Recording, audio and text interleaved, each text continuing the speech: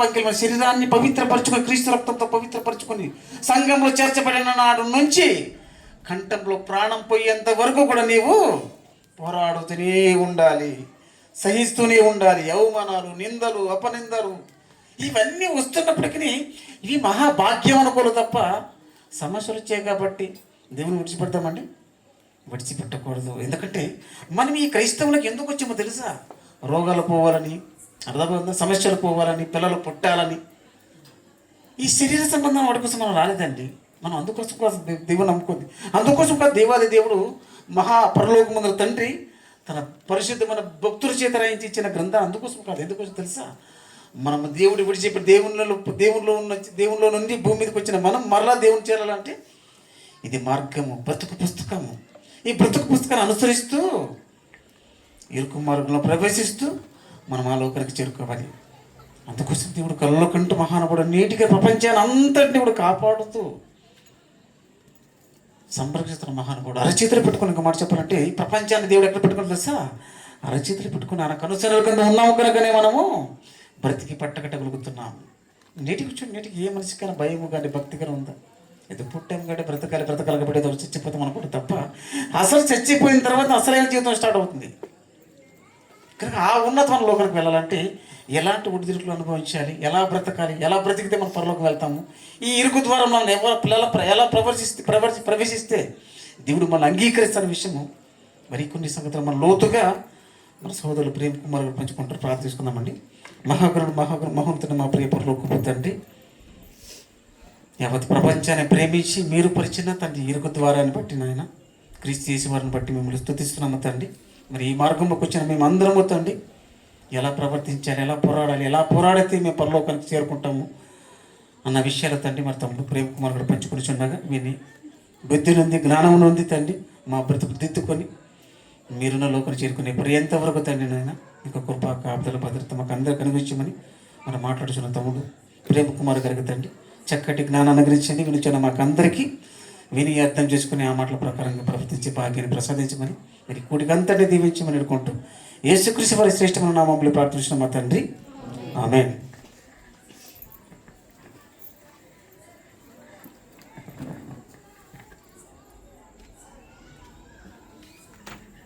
Hello, ప్రభునందు దేవుని పిల్లలైన క్రీస్తు సంఘ సభ్యులైన ఈ రాయదుర్గం రాజీవ్ గాంధీ కాలనీలో ఉన్న మీకందరికీ,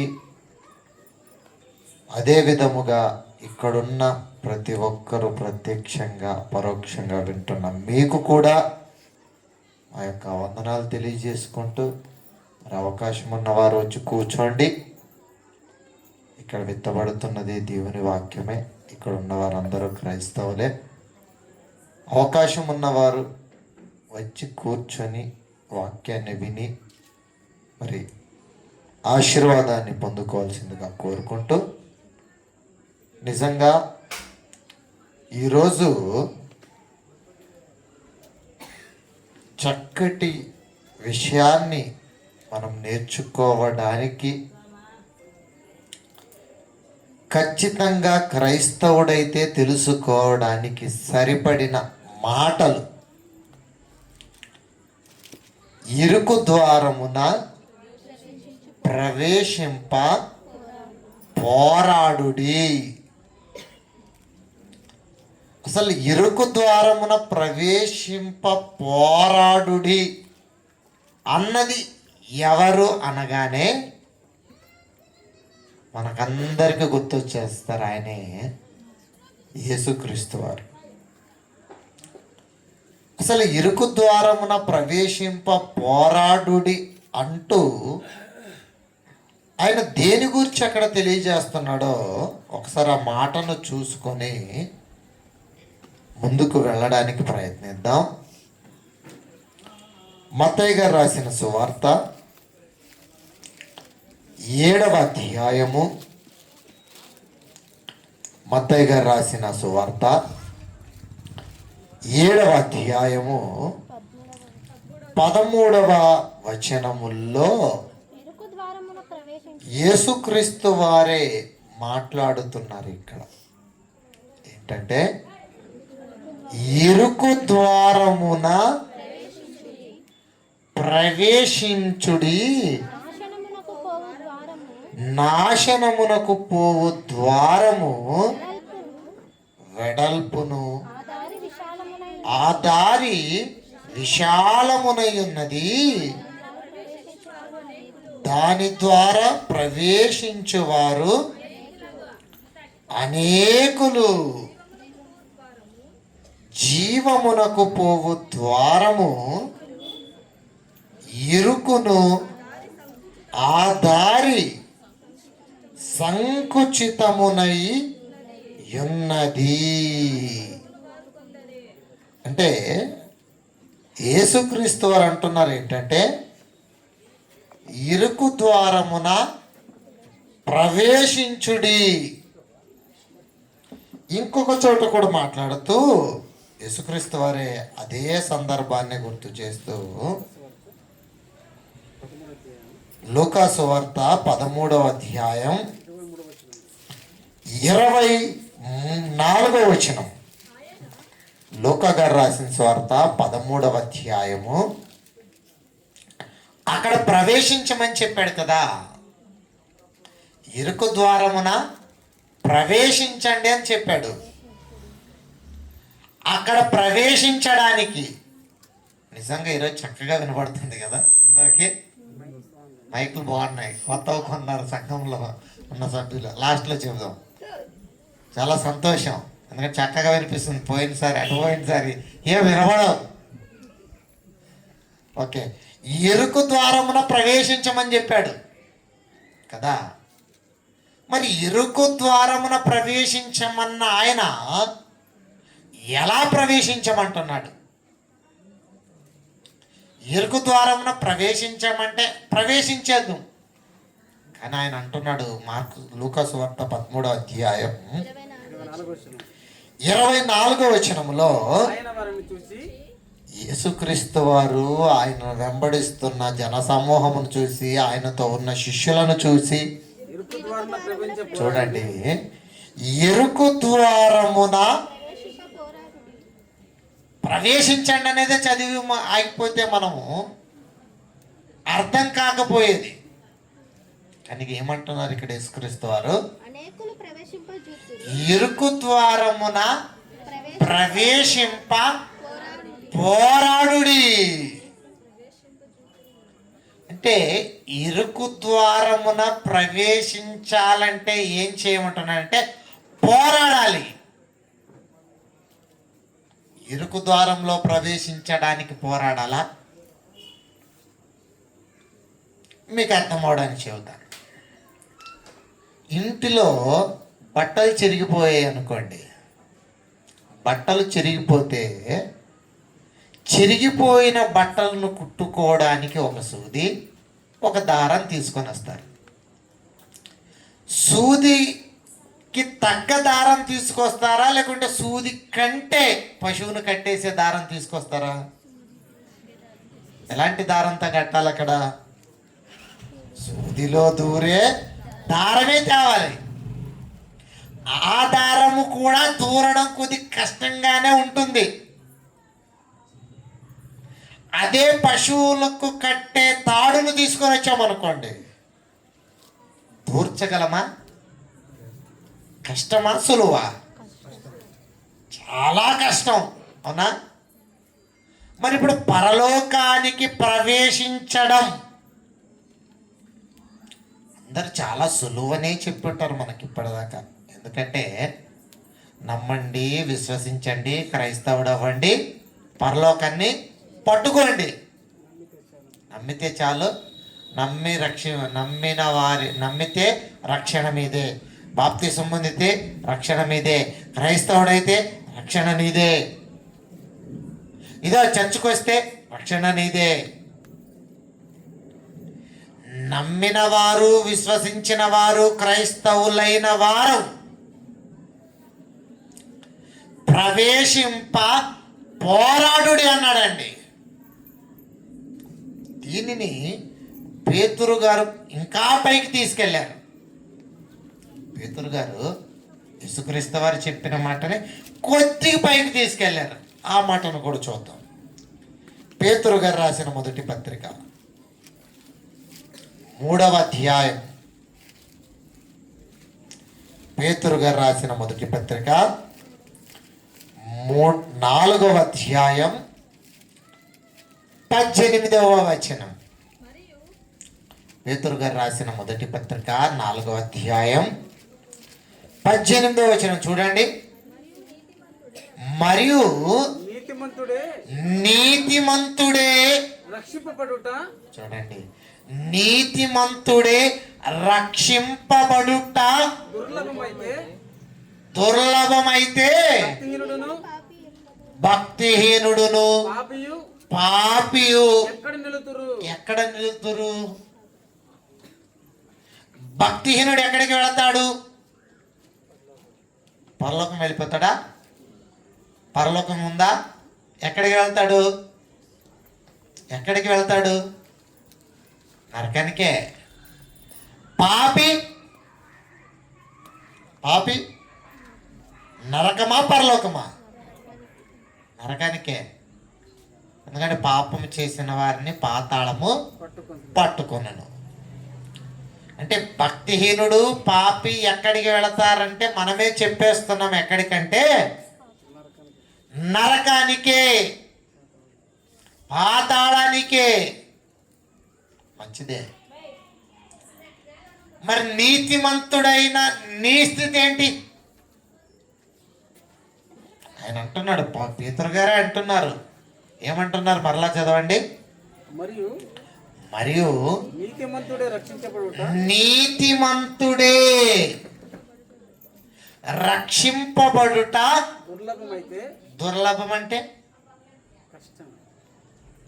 దుర్లభం అంటే ఏంటి? కష్టమా?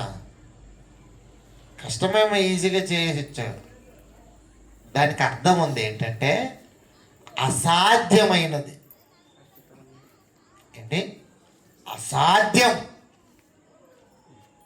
మీకు అర్థమయ్యేది చెప్తాను. ఇందాక సూది చెప్పాను కదా, నిజంగా సూది బెజ్జములోనికి ఎత్తుకు సంబంధించిన తాడే దూర్చాడు అనుకోండి, ఏమంటారు? అసాధ్యమా సాధ్యమా? అసాధ్యమేనా? కానీ దూర్చాడు, ఏమనాలి అప్పుడు? అసాధ్యం. కానీ చేశాడు అంటారా? ఈ ప్రాంతంలో అసలు కొన్ని జరగవు, అసాధ్యమైన ఉంటాయి. అవి జరిగాయనుకోండి, జరిగించిన వ్యక్తిని చూసి ఏమంటాం? అసాధ్యమైన దానిని సుసాధ్యం చేసేసాడు అంటారా లేదా? మరి ఇప్పుడు పరలోకం దుర్లభం అనే పదానికి కూడా అర్థం ఏంటంటే అసాధ్యమైనది, చాలా కష్టమైంది, అసలు వెళ్ళడం చాలా కష్టం, ఈజీ కాదు. ఎవరికి మరలాది? పాపులకి కాదు, భక్తిహీనులకి కాదు. ఎవరికి చెప్తున్నాడు యేసుక్రీస్తు వారు ఇక్కడ? నీతిమంతులకే మాట్లాడుతున్నాడు. ఎవరికి? నీతిమంతుడే రక్షింపబడుట అసాధ్యమైతే కష్టమా? అసలు ఇంతకు నీతిమంతులు ఎవరు? నీతిమంతులు ఎవరో తేలాలి కదా మనకి. ఎవరు నీతిమంతులు? ఎవరు? మనకు ఒకరు తెలుసు. ఆయన ఎవరు? అబ్రహాము గారు. ఆయన గురించి దేవుడే చెప్పాడు. ఏమని? అబ్రహాము దేవుణ్ణి నమ్మెను, అది అతనికి నీతిగా ఎంచబడిన. ఆదికాండం 15వ అధ్యాయం 6వ వచనంలో వ్రాయబడిన మాట అనేక సందర్భాలలో మనం చదువుకున్నాం. అంటే నీతిమంతుడు అంటే ఎవరు? నమ్మినవాడు. మరి ఇప్పుడు అబ్రహాము దేవుణ్ణి నమ్మాడు కదా, నీతిమంతుడిగానే మిగిలిపోయాడా? ఆలోచించండి. అబ్రహాము దేవుణ్ణి నమ్మాను, అది అతనికి నీతిగా ఎంచబడెను. ఈరోజు మనము దేవుణ్ణి నమ్మాం, మనము విశ్వసించాం, మరి దేవునికి నీతిగా ఎంచబడిందా మనం నీతి? ఆలోచించండి. నమ్మి విశ్వసించి క్రైస్తవుడయ్యి క్రీస్తును నమ్మి పరలోకానికి వెళతామనే నమ్మకము కలిగిన మనం నిజంగా అటువంటి నమ్మకం ఉన్న మనం పరలోకానికి వెళ్ళిపోతామా? ఉందా అవకాశం? అసలు వెళతామా వెళ్ళమా? నేను యేసుక్రీస్తు వారిని నమ్ముకున్నానండి, క్రైస్తవుని అయ్యానండి, బాప్తీసం తీసుకున్నానండి, పరలోకం వెళ్ళిపోతాం అనుకుంటున్నాం. కానీ ఈ నీతిమంతుడే రక్షింపబడుట దుర్లభమైతే అని పేతురు గారు ఎందుకు అంటున్నారు? యేసుక్రీస్తు వారి ఇరుకు ద్వారమున ప్రవేశింప పోరాడుడి అంటున్నాడు ఆయన కూడా.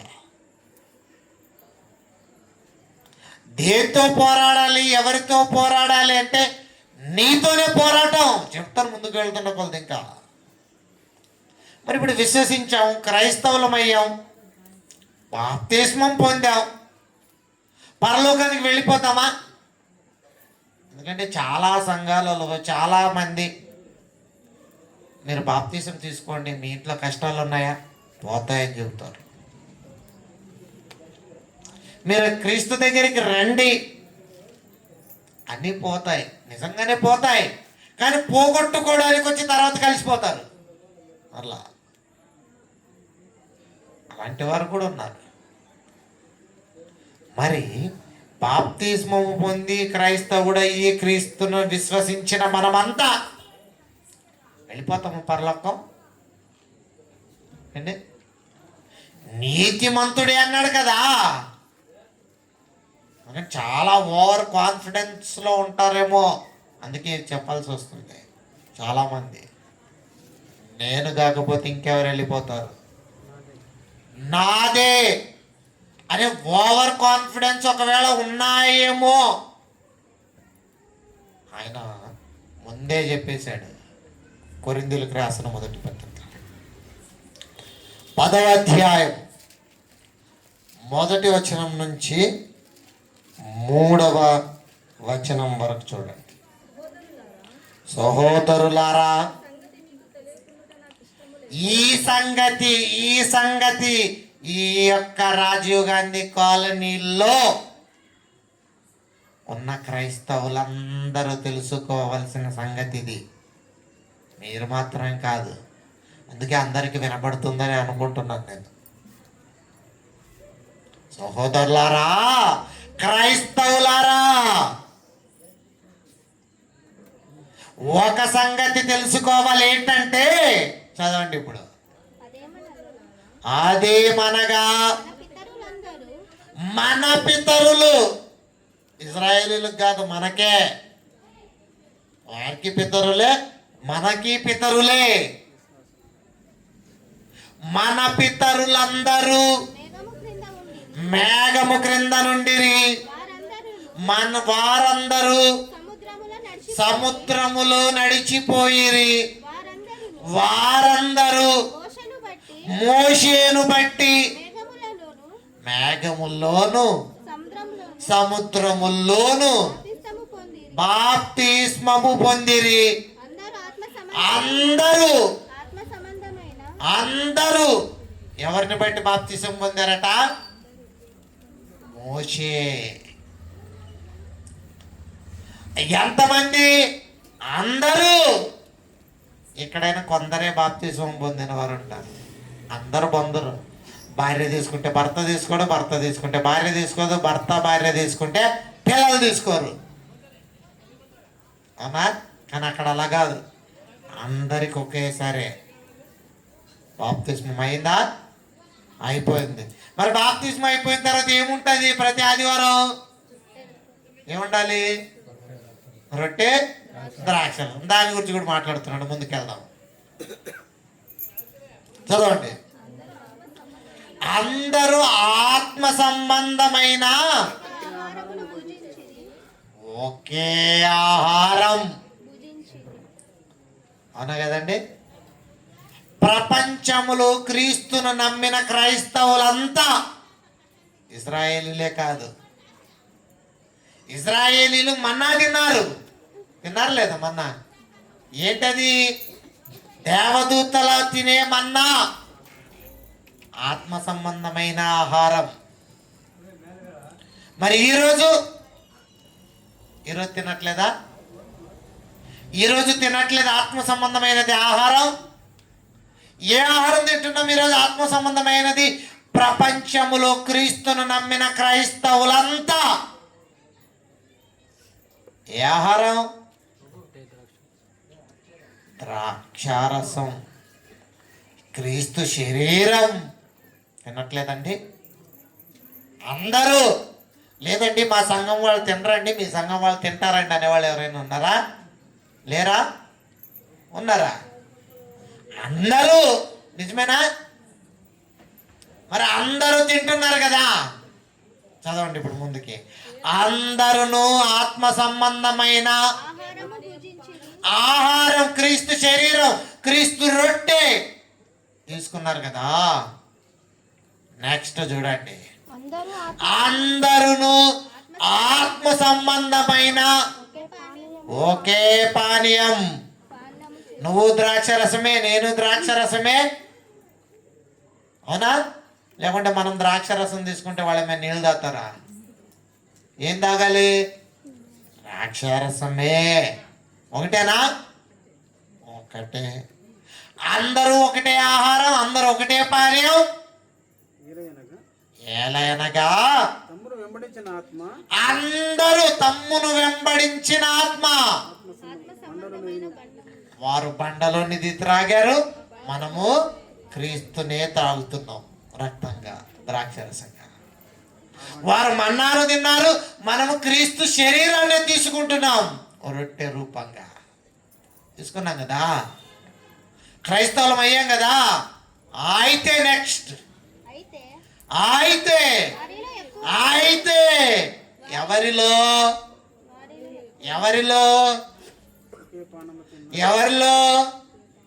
బాప్తిస్మం పొందిన వారిలో, ఎవరిలో రొట్టె తినిన వారిలో, ఎవరిలో పానీయం తాగిన వారిలో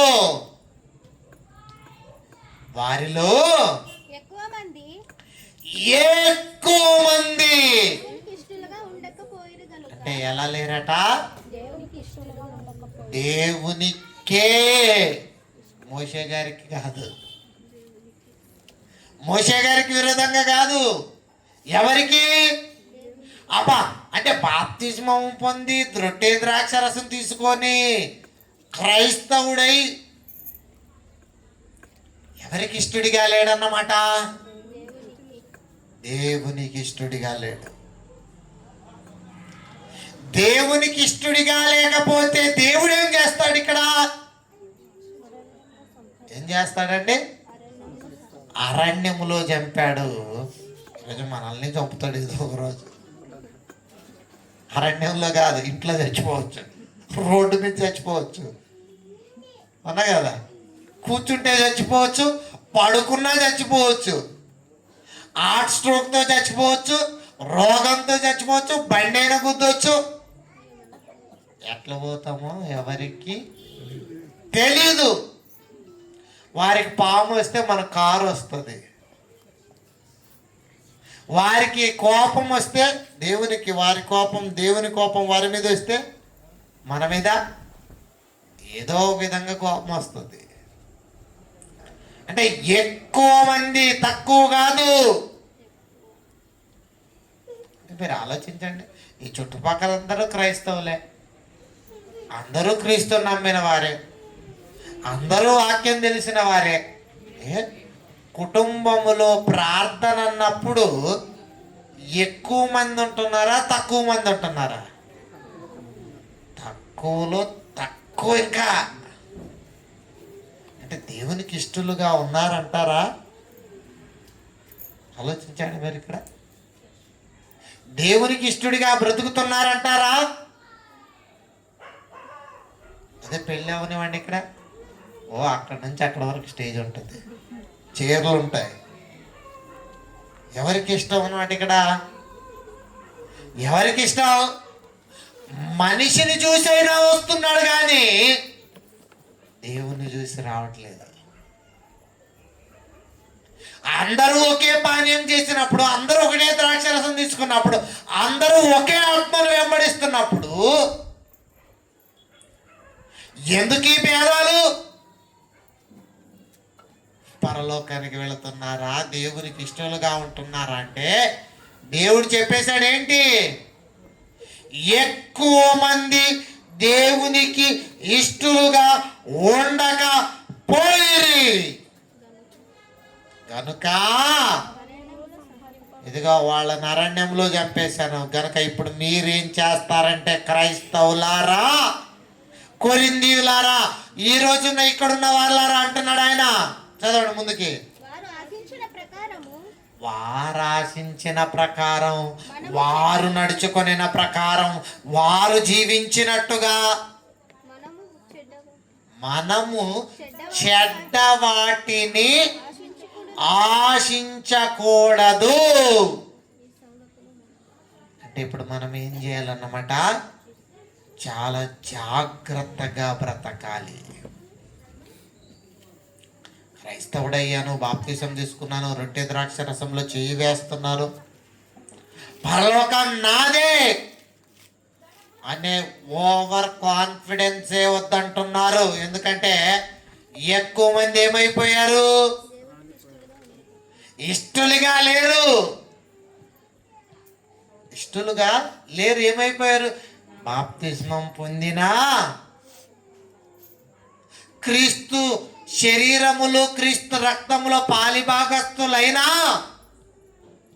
నువ్వు దేవునికి ఇష్టరాలిగా లేవేమో, దేవునికి ఇష్టడిగా లేవేమో, దేవుని పనిలో లేవేమో. అయితే నీ స్థితి ఎక్కడికి వెళ్ళిపోతావు? చెప్పాడు ఆయన, నరకం. మరి ఇప్పుడు క్రైస్తవులైన మనము పరలోకం వెళ్ళడం ఎలా?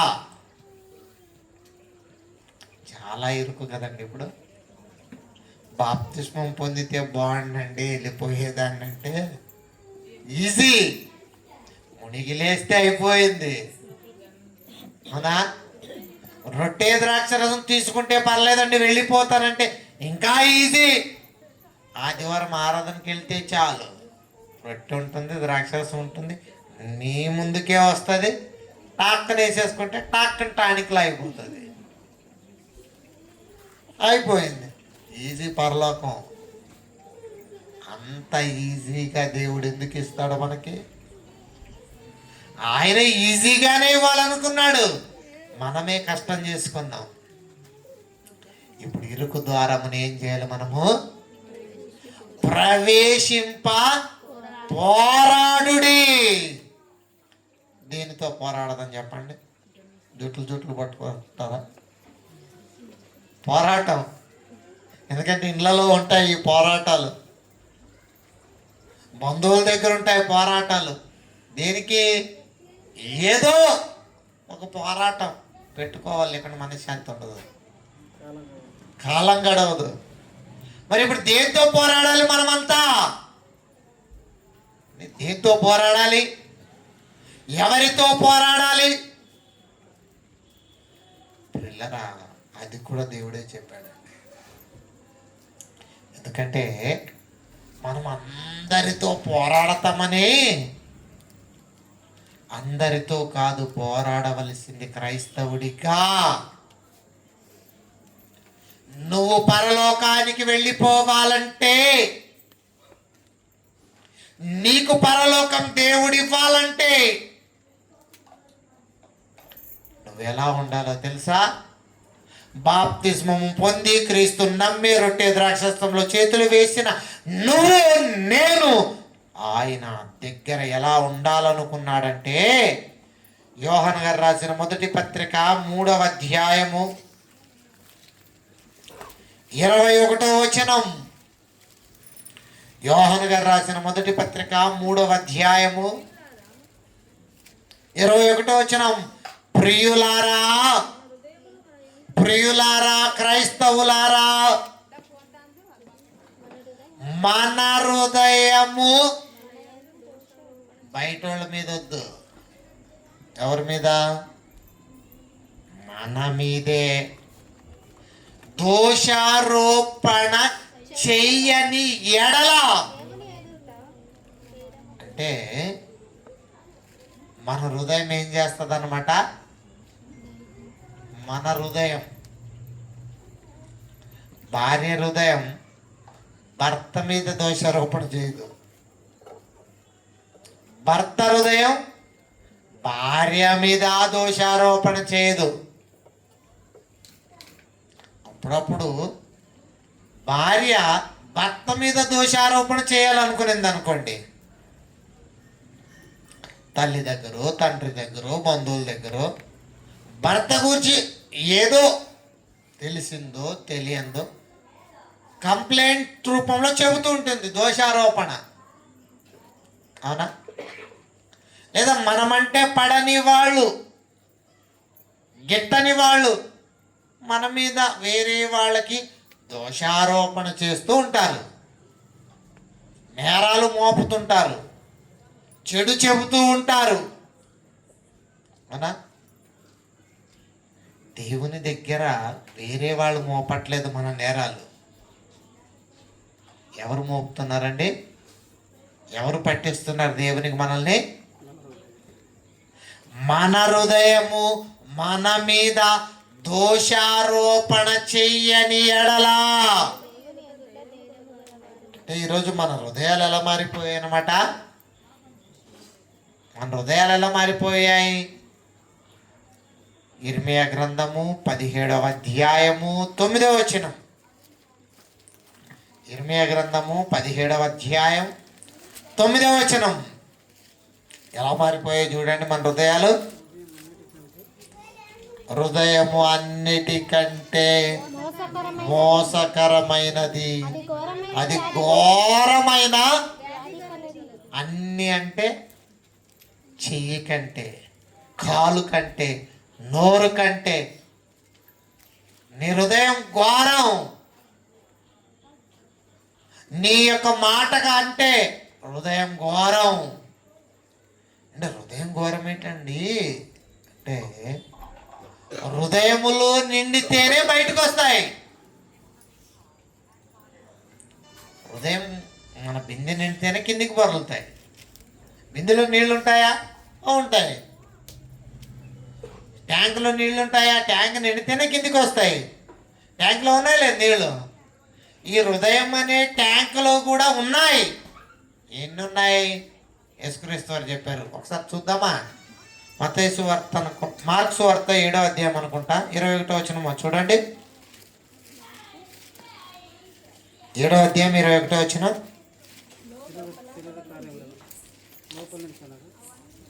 మార్కు సువార్త 7వ అధ్యాయం 21వ వచనం. లోపలి నుండి అనగా ఎక్కడి నుంచి అండి? మనుషుల హృదయముల్లో నుండి అండి. లేవా ఇవి మనలో? లేవా? లేవా? దురాలోచనలు, జారత్వములు. నిజంగా ఇవి ఎలా మారిపోయాయండి నాటి కాలానికి వచ్చేసరికి? దేవుని పని చేస్తున్న వారే సంఘాన్ని నాశనం చేసే స్థితిలో ఉన్న వాళ్ళు కూడా ఉన్నారు. లేరా? ఎలా? కుటుంబంలోనే మళ్ళీ నార్మల్గా కాదు.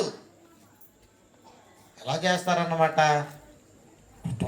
కుటుంబాన్ని అంటే సంఘానికి రావడం, ఎవరు బాగున్నారో చూడడం, చక్కగా కోడిని ఎత్తుకెళ్ళినట్టుగా ఎత్తుకుపోవడం, గద్దల. లేరా?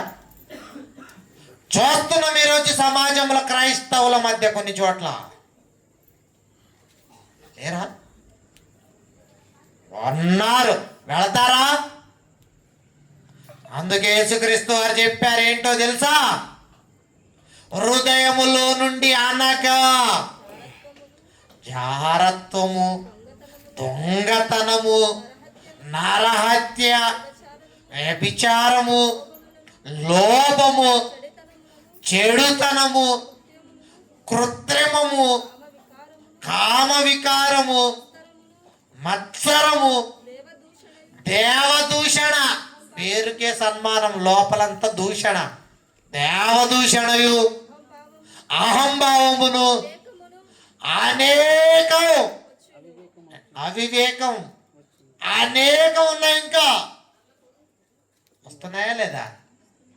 బయటికి వస్తున్నాయి. ఎక్కడి నుంచి? ఇవి అన్నీ లోపలి నుండి అనగా హృదయములో నుండి బయలు వెళ్ళి మనుషుణ్ణి అపవిత్రపరచును. బయటికి వస్తే అపవిత్రుడు, బయటికి రానివ్వకుండా నటిస్తున్నాడు అనుకోండి. బయటికి రాలేదు, అన్నీ ఉన్నాయి లోపలే, పొంగలేదు. ఎలా ఉంటాడు? భక్తుడు, నీతిమంతుడు. అవునా కదా? మామూలుగా ఉండదు. పరలోకం గ్యారంటీగా వెళ్ళిపోతాడని చెప్పేసి అలా ఉంటారు. లోపల ఉన్నాయి గుట్టలు గుట్టలు గేది, బాంబులు పీల్చినట్లుగా పీల్చాం. దొరకలేదంతే టైము. దొరికితే దొంగ, లేకుంటే దొరలు అనమాట. దొరకని వాళ్ళంతా ఉన్నాయి లోపల. మనకి బయటికి వస్తే మాత్రమే తెలుస్తుంది. ఇవి మనకి బయటికి వస్తేనే తెలుస్తుంది. కానీ జాగ్రత్తగా గుర్తుపెట్టుకోండి, నీ హృదయములో ఉన్నాయి చూసారా, ఈ హృదయమే పట్టిస్తుంది దేవునికి నిన్ను. మేమేం పట్టించిన అవసరం లేదు. ఎవరు దొరికితేనే దొంగ. మాకు నేనైనా దొరికితేనే.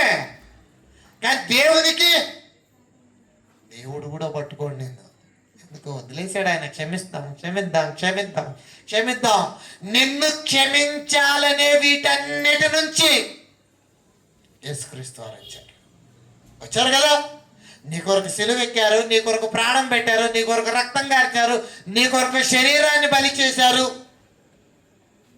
పాపమే చెయ్యకుండా నిన్ను పరిశుద్ధినిగా మార్చడానికి నీ పాపాన్ని ఆయన మోసుకొని వెళ్ళాడు. వెళ్ళిన తర్వాత నిన్ను పరిశుద్ధినిగా మార్చాడు, నీకు బాప్తిస్మం ఇప్పించాడు, నిన్ను సంఘములో చేర్చాడు, నిన్ను క్రీస్తు రక్తంతో కడిగాడు, మరలా క్రీస్తు శరీరాన్ని ఇచ్చాడు. సంఘంలో ప్రతి ఆదివారం వాక్యంతో నిన్ను ఉదక స్నానం చేయిస్తూనే ఉన్నాడు. మానేమా అయినా? ఆలోచించండి. మానేమా? మానలేదు. చాలా క్రైస్తవులనే కాదండి, ప్రపంచమంతా ఇలాగే ఉంది. ఇప్పుడు పరలోకం వెళ్ళేది ఎవరండి? ఎవరు వెళ్తారు ఇక్కడ? నేను వెళ్ళిపోతాను కాదు. నువ్వు దేవుని దగ్గరికి వెళ్ళడానికి నీ హృదయం ఎలా ఉంది? ఎలా ఉందండి? ఎలా మార్చుకున్నాం హృదయాల్ని?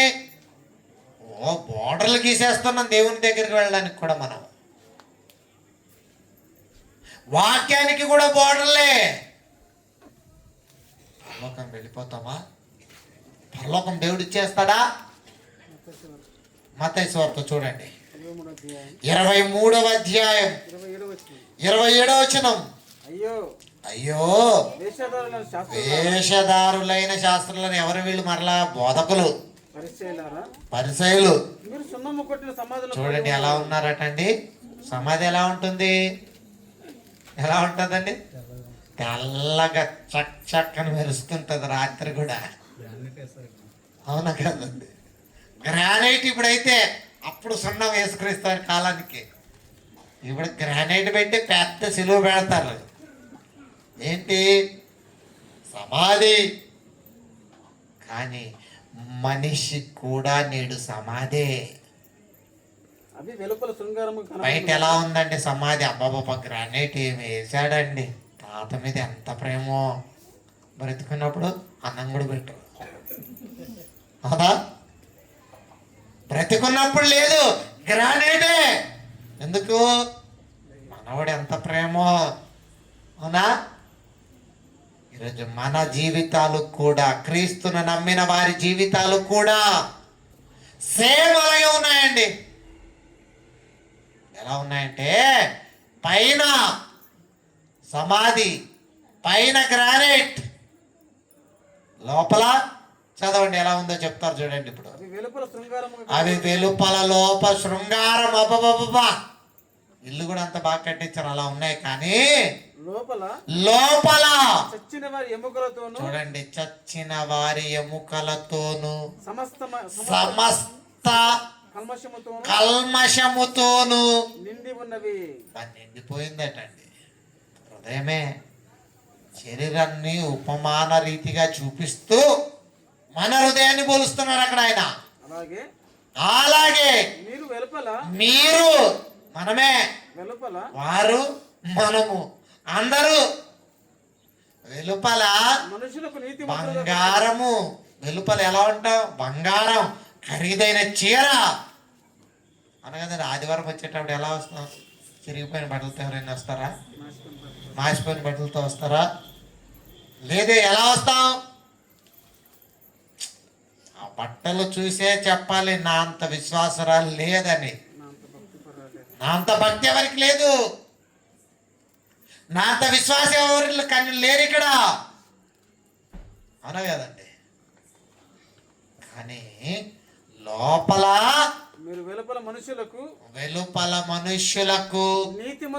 నీతిమంతులపై ఎలా కనిపిస్తున్నారు చూడండి. మన పాఠం దగ్గరికి వచ్చింది, ఎలా కనిపిస్తున్నారట? నీతిమంతుడు అండి ఇతడు. కానీ అంటే పైన చూసేసరికి ఎలాగనమాట? నీతిమంతుడు. ఇక్కడ క్రైస్తవుడు, సంఘ కాపరి, సంఘములో ఉన్నవాళ్ళు, సంఘములో ఉన్న అందరూ.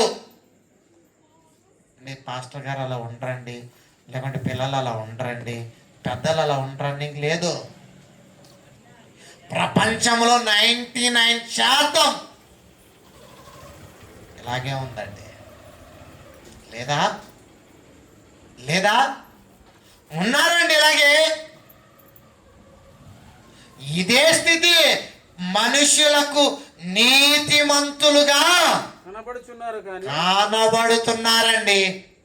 లోపల మనిషికే, దేవునికి కాదు.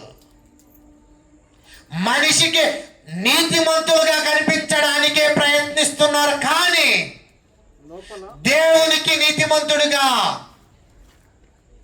దేవుడు చూసే సమయానికి నీతిమంతుడిగా ఉండాలండి అని ఎవరైనా అనుకుంటున్నారా? లేదండి, లేదు. మనిషి దగ్గర, ఎందుకంటే మనిషికి తెలియదు కదా హృదయం. దేవుడు చెబితే బాగుండు, ఆలోచించగానే నా అంజన గురించి నేను చెడుగా అనుకోగానే, అంజనకి తెలిసింది అనుకోండి, అసలు అదే అనుకోకుండా ఉంది మేము. కానీ దేవుడు చాలా మన మీద ప్రేమ కదండి, చాలా ప్రేమ. అతని ఒక మనుష్యుని సంగతులు అతనిలోనున్న మనుష్యాత్మకే ఉంచేశాడు ఆయన. బయటికి పెట్టే అవకాశం ఇవ్వలేదు. భార్యది బయటికి పెట్టలేదు, భర్తది బయటికి పెట్టలేదు. భార్య భర్తలు ఏమైనా ప్రేమగా ఉంటారా? 99% 1% ప్రేమగా ఉండేవాళ్ళని చూశాను, నాతో సహా. ప్రేమగా ఉంటారు. మనిషి ముఖం చూసినప్పుడే భార్య భర్తను తిట్టుకోదా? భర్త భార్యను తిట్టుకోదా? తిట్టుకోగానే భర్తకు తెలిసిపోయింది అనుకోండి, ఎలా ఉంటుంది? అన్ని బ్రేకప్లే. అవునా? అన్నీ అదేంటి, మామిడాకులు కాస్త విడాకులు అయిపోతాయి. అవునా? కానీ దేవుడు ఎంత ప్రేమ చూడండి మన మీద. ఒక మనుషుని సంగతులు అతనిలోనే, స్త్రీలోనైతే స్త్రీలోనే, పురుషునిలోనైతే పురుషునిలోనే. నువ్వు నోరు తెరిచి చెబితేనే తెలుస్తుంది అది. కానీ నువ్వు నోరు తెరిచి చెప్పకపోయినా, హృదయం ఉంది కదా, ఊరుకునేది కాదు ఇది. ఒకరోజు, ఈ రోజు కాదు, నీ చావు రోజైనా, క్రీస్తు రాకడ రోజైనా ఏం చేస్తుందంట? అది వచ్చేయండి, ముగించేసుకుందాం, ఎందుకంటే టైం అయిపోతుంది కదా. యోహాను గారు రాసిన మొదటి పత్రిక 3వ అధ్యాయం 21వ వచనం. యోహాను గారు రాసిన మొదటి పత్రిక 3వ అధ్యాయం 21వ వచనం. ప్రియులారా, నీ హృదయమే, జాగ్రత్తగా గుర్తుపట్టుకోండి ఈ మాట, నిన్నెవ్వరు దేవునికి పట్టించరు, నీ హృదయమే పట్టిస్తుంది దేవునికి. నీ హృదయము మన యందు, నీ యందు దోషారోపణ చేస్తాది. ఎందుకు నువ్వు దేవునికి అడ్డగించావు? వెళ్లకుండా దోషారోపణ చేయదా? ఎందుకు నువ్వు దేవుని దగ్గరకు వెళ్ళలేదు? చేయదా? ఎందుకు నువ్వు ఆరాధన మానేశావు? చేయదా? ఎందుకు నువ్వు కుటుంబ ప్రార్థనకు రాలేదు? చేయదనుకుంటున్నారు. దోషారోపణ చేస్తాది నీ హృదయమే. ఎందుకు వెళ్ళలేదు తెలుసా? నేను కుటుంబ ప్రార్థనకి నాకు వాళ్ళకి పడదండి, మనసులోనే అనుకుంటుంది, బయట ఉండదు అది. అవునా? ఎందుకు వెళ్ళలేదంటే, నేను ఇంట్లోనండి చిన్న బంధువులు ఇప్పుడే వచ్చారండి, ఎప్పుడు రారు, ఈ రోజే వచ్చారు. అదేంటో ఏ రోజు రారు, ఈ రోజే వచ్చారు. లోపల నాకు పడదండి, వాళ్ళకి నాకు పడదు కనుక నేను వెళ్ళను. ఈ బంధువులు భలే వచ్చారులే అనుకుంటారు, ఇంకా మనసులోనే. బయట రావడం వలన ప్రేయర్ మిస్ అయిపోయిందండి అనుకోరా? అనుకుంటామండి ఖచ్చితంగా. బయట లోపల మాత్రం పొంగి పగిలిపోతుంటుంటుంది. అమ్మయ్యా, ఈ వారం తప్పించుకున్నాను ఏదో విధంగా. నెక్స్ట్ వారం ఇప్పుడేనండి పిల్లలకి జ్వరం వచ్చింది, హాస్పిటల్కి తీసుకెళ్ళాను. లేకుంటే ప్రేయర్ విడిచేదాన్ని నేను చెట్లిస్తానో చెప్పు నేను అంటారు. ఎవరు ఇడిచినా నేను విడవను. కానీ ఏదో ఈ వారం నాకు కొద్దిగా పిల్లలకి బాగాలేక అనరా, ఆ టైమే ఉంటుంది మరలా. అది కూడా మరి కొందరు, మీరు గనక అక్కడికి వెళ్ళారా, మీకు నేను పాలతో ప్రమాణం చేయించి మిమ్మల్ని ముంచేసి ఆ పాలతోనే బాప్తిసం ఇచ్చి చంపేస్తానంటుంటారు. ఇదేంటో నేను ఎక్కడ వినలేదు, ఇక్కడే విన్నాను. బాప్తిస్మం అయినా గట్టును పెట్టారు కానీ దీన్ని గట్టును పెట్టట్లేదు, నెత్తి మీద ఉంది. తైలాభిషేకం అయిపోయింది అమ్మోరికి అయినట్టు.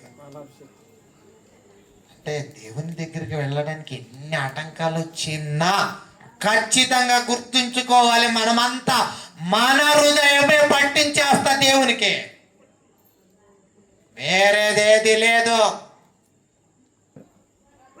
నువ్వు చేసిన పాపం, నువ్వు చేసిన నేరం, నువ్వు చేసిన అక్రమం, నువ్వు హృదయంలో తిట్టుకున్న దాని దగ్గర నుంచి అన్ని హృదయం దేవుని దగ్గరికి తీసుకువెళ్ళి నీ చిట్టా ఇప్పి పెడుతుంది. ఎలా వెళ్తుందో తెలుసది? చివరి మాట చూసుకొని ఇక్కడికి వచ్చి ముగించేస్తాను. యోహాను తిమోతి గారికి రాసిన మొదటి పత్రిక 5వ అధ్యాయం, తిమోతి గారికి రాసిన మొదటి పత్రిక 5వ అధ్యాయం 24వ వచనం. 22 చదివి నేను చదువుతాను. 22, 24 మీరు చదవండి. నీవు పవిత్రుడుగా ఉండునట్లు చూచుకొనుము. నీవే పవిత్రుడిగా ఉండాలి. జాగ్రత్తగా చూసుకో. ఎందుకో తెలుసా? చదవండి 24వ వచనం. కొందరి పాపములు బయట చేసినవి కాదు, ఇవి నీ హృదయంలో చేసినవే. కొందరి పాపములు తేటగా, ఎందుకంటే ఇప్పటి వరకు బయటికి రాలేదు కదా, ఎక్కడున్నాయి? లోపలే ఉన్నాయి.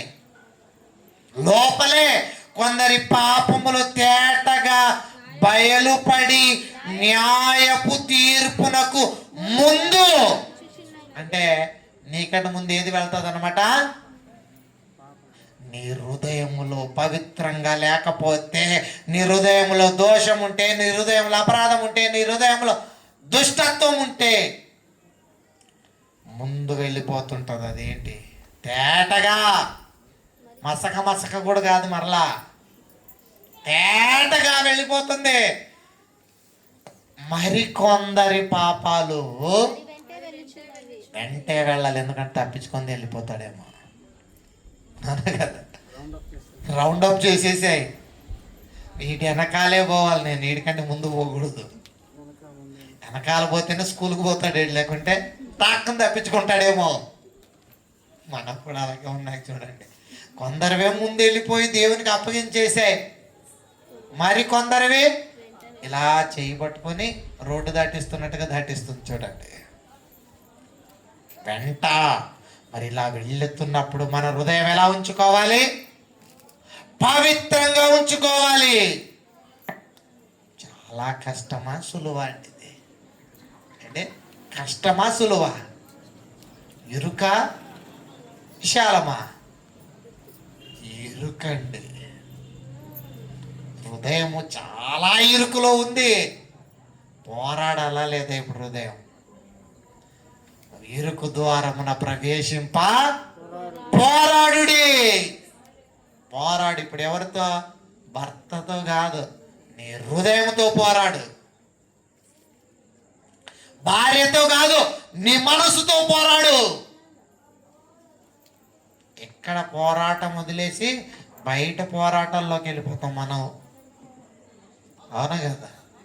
ఈ పోరాటమే కష్టం అంటే వేరే పోరాటాల్లోకి దూరిపోతాం. ఎందుకది? ఈ పోరాటములో నువ్వు గెలిచి నీ హృదయం పవిత్రంగా ఉంటే గ్యారెంటీగా పరలోకం మీదే రాసేసుకోండి. గ్యారెంటీ. ఎలా ఉంటామో రండి ముగించేసుకుందాం. 21వ వచనం 3వ అధ్యాయం, యోహాను రాసిన మొదటి పత్రిక 3వ అధ్యాయం 21వ వచనం. ప్రియులారా, నీ హృదయము పవిత్రంగా ఉంటే, నీ పాపము దేవుని దగ్గర వెళ్ళకపోతే, క్రీస్తు రక్తముతో ప్రతి ఆదివారము సంఘముకొచ్చి కడుగుకుంటూ ఉంటే, నీ హృదయము పవిత్రమైనదైతే, చదవండి, మన హృదయము మన యందు దోషారోపణ చెయ్యని ఎడలా ధైర్యము గలవారము. ఎలా ఉంటామట దేవుని దగ్గర? ధైర్యము గలవారము. తల దించుకోం. తల ఎప్పుడు దించుకుంటాం? తప్పు చేస్తేనే. తప్పు చేయలేదనుకోండి, ఎలా నిలబడతారు? ధైర్యం.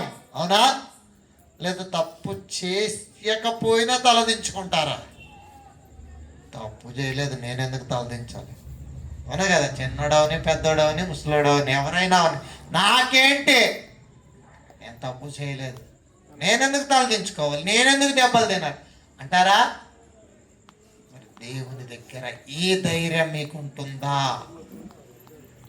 మన హృదయము మన యందు దోషారోపణ చెయ్యని ఎడలా దేవుని ఎదుట ధైర్యము గలవారమగుదుము. ధైర్యం అండి.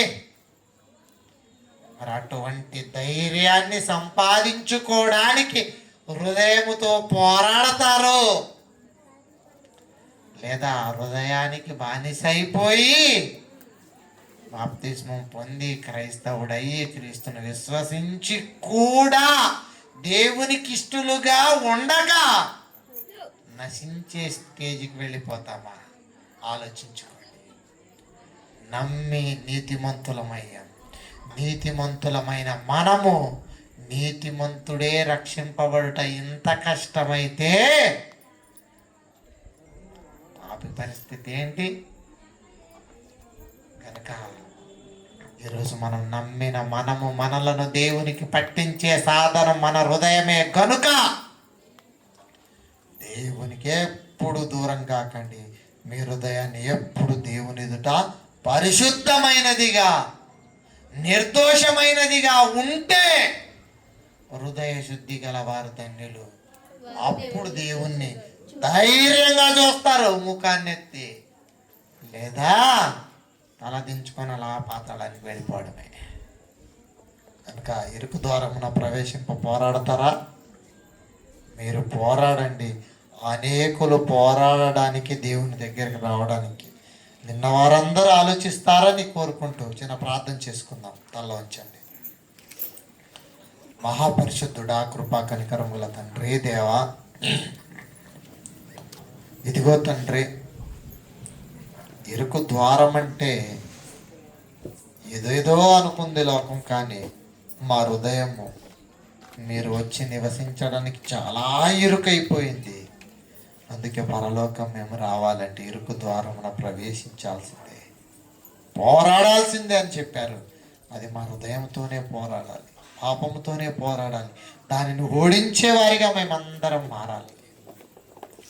అలా మారగలుగుటకు కృపను అనుగ్రహించండి దేవా. ఇదిగో మరి ఈరోజు కుటుంబ ప్రార్థనను జరిగించిన కుటుంబం, మరి విక్టర్ గారు మరియు రీటా, వీరిరువురిని, వారి కుటుంబాన్ని జ్ఞాపకం చేసుకోండి. వారు చేస్తున్న పనిలో తోడుగా ఉండి నడిపించమని వేడుకుంటున్నాం దేవా. మరి విక్టర్ గారిని, వారి తల్లిదండ్రులను జ్ఞాపకం చేసుకోండి. వారికి మంచి ఆరోగ్యాన్ని, ఆయుష్ను అనుగ్రహించమని వేడుకుంటున్నాం దేవా. అదేవిధంగా రీటా గారిని, వారి యొక్క కుటుంబాన్ని, వారి తల్లిదండ్రులను జ్ఞాపకం చేసుకొని నడిపించండి దేవా.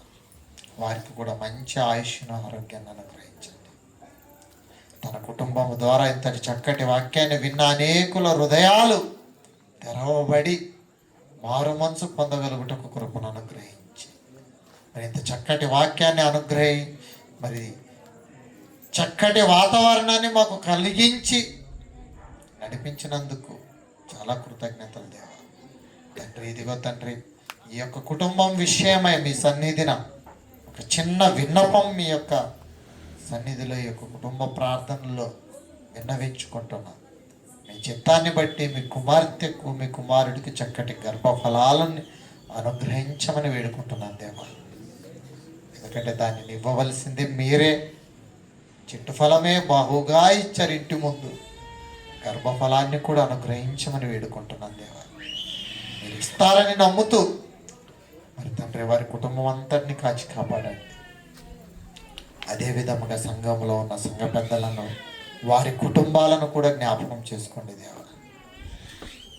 వారి కుటుంబాలలో ఏవేవైతే అవసరతలు ఉన్నాయో, ఎవరెవరైతే అనారోగ్యంతో ఉన్నారో వారికి అందరికీ స్వస్థతను, విడుదలను అనుగ్రహించి కాచి కాపాడండి. మరి అదేవిధముగా దేవా, సంఘములో ఉన్న ప్రతి ఒక్కరిని, కుటుంబ ప్రార్థనకు వచ్చిన ప్రతి ఒక్కరిని జ్ఞాపకం చేసుకొని, ఈ వాక్యము విన్న ప్రతి ఒక్క కుటుంబాన్ని జ్ఞాపకం చేసుకొని, వాక్యాన్ని విని మారు మనసు పొంది మీ రాజ్యములోనికి రాగలుగుటకు కృపను అనుగ్రహిస్తారని నమ్ముతూ మరి ఒకసారి దేవా, ఈ చక్కటి వాతావరణాన్ని మాకు అనుగ్రహించి, మీ కాపుదలలో మమ్మల్ని భద్రపరిచి, కుటుంబ ప్రార్థన అంతట్లో తోడుగా ఉండి, మేము మీ దగ్గరికి ఎలా రావాలో మీ వాక్యముతో మాకు తెలియజేసినందుకు మీకు కృతజ్ఞతాస్తుతులు తెలియజేస్తూ మరి ఒకసారి తండ్రి, సంఘాన్ని నడిపిస్తున్న రంజిబాబు గారిని, వారి కుటుంబాన్ని, మరి ఈరోజు కుటుంబ ప్రార్థనను మరి జరిగించిన రీటా గారిని, విక్టర్ గారిని, వారి కుటుంబం అంతటిని కాచి కాపాడి నడిపిస్తారని నమ్ముతూ, రేపటి దినమున జరగనున్న ఆరాధన అంతటిలో తోడుగా ఉండి అనేకులు వచ్చి మరి మీ యొక్క కార్యక్రమంలో పాలిభాగస్తులై పాపాన్ని తీసివేసుకునే ధన్యతను అనుగ్రహించమని వేడుకుంటూ, విన్న వాక్యాన్ని ఫలించలాగిన కృపను అనుగ్రహిస్తారని మీ కుమారుడు మా ప్రభువైన క్రీస్తు వారి పేరటి ప్రార్థన అడిగి వేడుకుంటున్నాం తండ్రి. ఆమేన్. అందరికీ వందనాలండి.